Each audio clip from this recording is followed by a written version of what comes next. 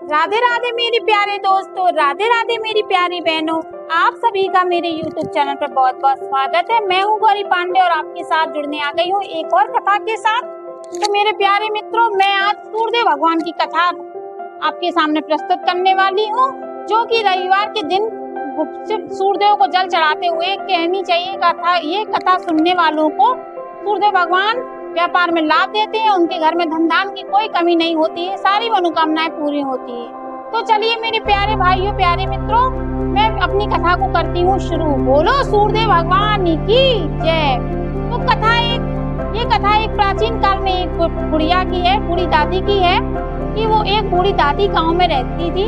तो वो क्या करती थी दोस्तों, हर रविवार के दिन वो सूर्यदेव भगवान को जल देती थी, उनकी पूजा करती थी, भोजन पकाती थी और उससे पहले वो पूरे आंगन को अपने को लीपती, गोबर से, गाय के गोबर से लीप कर उसके बाद ही सूर्यदेव भगवान को जल अर्पित करती थी। उसके बाद भोजन पका के पहले सूर्यदेव भगवान को लगाती थी वो, उसके बाद फिर खुद खाती थी। तो ऐसे ही करके उनका चलता रहा। इनका दैनिक क्रिया उनकी यही थी कि वो हर रविवार जैसे आता था तो वो इतना काम रविवार को करती थी, गाय के गोबर से आंगन को लीप कर फिर सूरज भगवान की पूजा करती थी। तो उन बूढ़ी दादी को पूजा करते करते कई रविवार, कई बरस बीत गए। तो एक दिन वो पड़ोसिन के यहाँ फिर से गाय का गोबर लेने जैसी जब वो गई तो पड़ोसिन ने उनको मना कर दिया कि नहीं, मैं कोई भी गाय का गोबर नहीं दूंगी। वो थोड़ा सा जलती थी उन बूढ़ी दादी से। उसको ये लगता था कि इनके घर में सुख संपन्न कहाँ से है, ये कहाँ से इतना इनके घर में खुशियाँ हैं, इसलिए वो उनसे चिढ़ती थी। तो उसने बूढ़ी दादी को गोबर देने से मना कर दिया। तो वो बूढ़ी दादी उदास होकर, निराश होकर उसके घर से चली आती है। लेकिन उस दिन वो ना तो खाना खाती है, ना ही वो कुछ करती हैं और पूरा दिन रोते रोते वो सो जाती हैं। सोते हुए उनको सूर्यदेव भगवान उनके दर्शन देते हैं सपने में और कहते हैं कि हे बूढ़ी दादी, तुमने मुझे आज भोग क्यों नहीं लगाया। तो दादी बोली कि नहीं, आज पड़ोसी ने मुझे गोबर नहीं दिया, जिससे मैं आंगन नहीं लीप पाई और ना ही आपको अर्घ दे पाई, ना ही मैं आपकी पूजा कर पाई।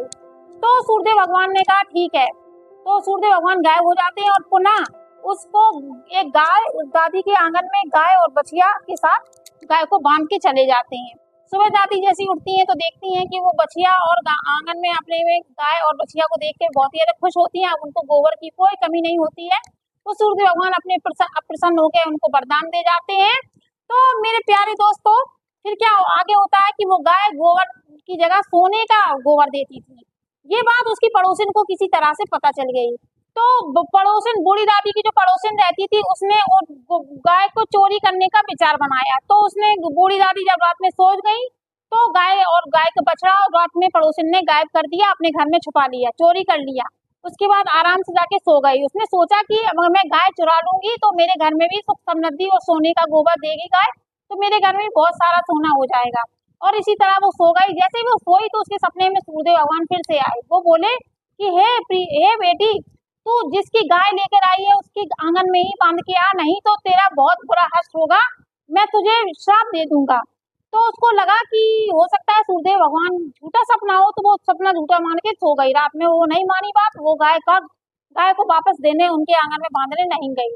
तो उसके बाद सुबह सुबह जैसे ही वो उठी तो उसके पूरे घर के आंगन में गंद ही गंद फैली थी। दोस्तों, उसके आंगन में गाय ने सोने के गोबर की जगह असली गोबर कर दिया था, जो पूरे घर में फैला हुआ था, जिसकी बदबू पूरे घर में आ रही थी। वो अपने घर की दशा देखकर बहुत ही ज्यादा अपने आप में पछतावा कर रही थी कि वो सूर्यदेव भगवान की अगर बात मान लेती तो आज उसके साथ ऐसा नहीं होता। उसने कि ये सूर्यदेव का ही चमत्कार है, सूर्यदेव की ही कृपा है, इसीलिए दादी को ये गाय मिली है। तो वो चुपचाप जाके दादी के आंगन में वो गाय को बांध आती है और वो वापस लौट आती है। और उसी समय सूर्यदेव भगवान भी प्रकट होते हैं और वो दादी से बोलते हैं कि हे प्रिय, तुम मेरी प्यारी भक्त हो, तुमने मेरी मन से, तन से तपस्या की है, निश्चल भाव से तपस्या की है, पूजा की है, तो मैं तुम्हें गाय को भेंट के रूप में, उपहार के रूप में मैंने तुम्हें दिया है और तुम्हारे घर में कभी भी धन दान की कमी नहीं होगी, कभी भी कोई कष्ट नहीं होगा, व्यापार में हमेशा ही तुम्हारे घर में खुशियां खुशियां, व्यापार में लाभ होगा। इसी प्रकार ये बात पड़ोसिन ने भी सुन ली और पड़ोसिन भी अगले रविवार से व्रत आदि करने लगी। घर को, आंगन को गाय के गोबर देने के बाद भगवान को जल चढ़ाती और उसके बाद भोजन पका के उनको भी भोग लगाती, खुद भी खाती।